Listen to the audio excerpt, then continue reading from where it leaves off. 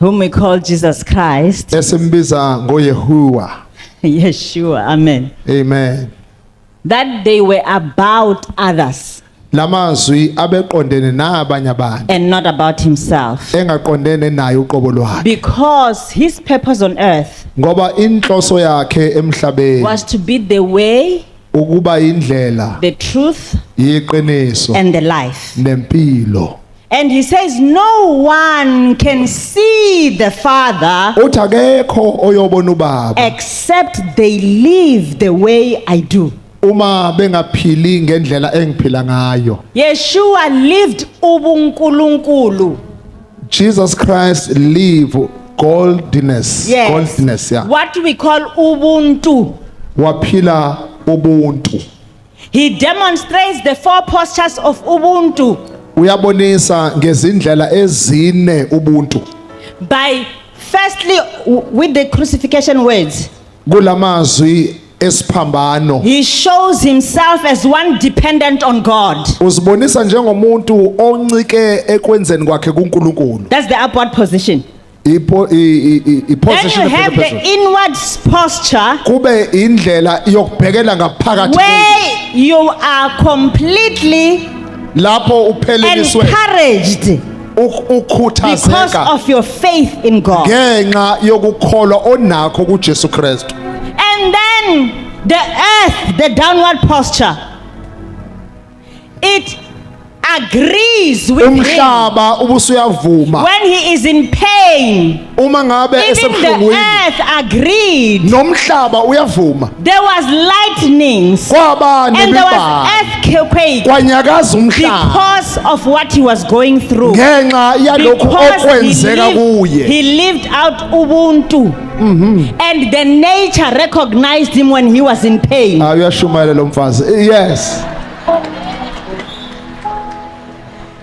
Uma uphila ubuntu, even izwe liyaqhaqhazela uma uqhaqhazela wena. Oh Jesus. Yonke into iyanyakaza ngoba sekuba nje wena. Hayi uma kusukela wena ngisho umhlaba uyazwela. Then Yeshua uJesu demonstrates the fourth posture. uma esefika kulokhu kwesine The posture where he says, I will invest myself in others. uthi ke impilo yami ngizoyithatha ngiyifake That's kwabanye. why sithi umuntu ngumuntu ngabantu. Ngoba uthini mina ngiphila kubantu. Wow. Miss call. Hayi. Angikwazi ukuziphilela. I cannot live by myself. That's why he can die on the cross. Ingakho Because evuma ukuthi akaziphileli. ufa ngoba kayiphileli yena. Uphilela wena nami. My God. Ufela mina nawe. Ngakho ke ngezwi lesibili In the second way. uthi namhlanje you will be with me in Uthi paradise. wena uzoba nami Because eparadise. he's concerned about somebody else. Ngoba ukhathazeke ngabanye abantu. Lalela, Listen. awukwazi ukuyiphila le mpilo uma ungakhathaleli abanye abantu. Yo. Ayya mashaka yasa.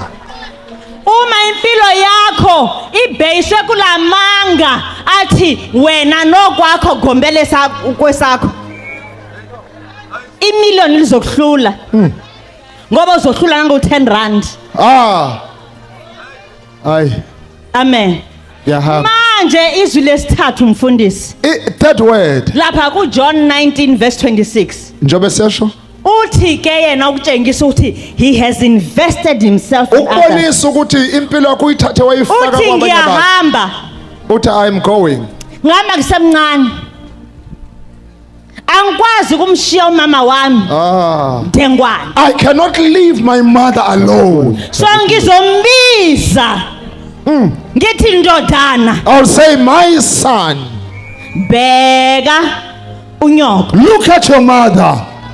mame Mommy, bheka undodana. look at the son. Mashaya labasaka. Now, first and foremost, Okokuqala, a son's duty is to bring honor and joy to his mother. my God. He is also responsible for taking care of her as she gets older and becomes vulnerable. Up until this point, This has been Jesus' responsibility. And as he goes closer to his end, he performs his final act of ensuring that his mother is protected, taken care of, and that she continues to be honored. Wow. He understood that his responsibilities could not die with him. Sure. Your dreams, your vision, your aspirations do not have to die with you. You can entrust them with those that you believe are your family. And that doesn't have to be your biological family, by the way. Now, when Jesus lives his mother's life, a vacuum is going to be created. And for a vacuum to be filled, what is used to fill that vacuum needs to be equal to that which was removed. This means that Jesus could not just pick anyone for this responsibility. Now, it is evident in the Bible that John was among the most trusted of Jesus' disciples.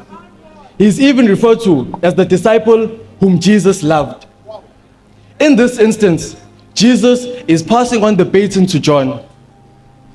He is doing this because out of all that he could have possibly chosen, even his biological siblings, it is in John's hands that he was confident that the baton would be safe.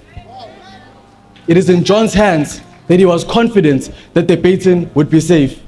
His mother would continue to be honored and protected. Now, one thing to consider, and very importantly, this wasn't about John, but it was about Mary, Jesus' mother.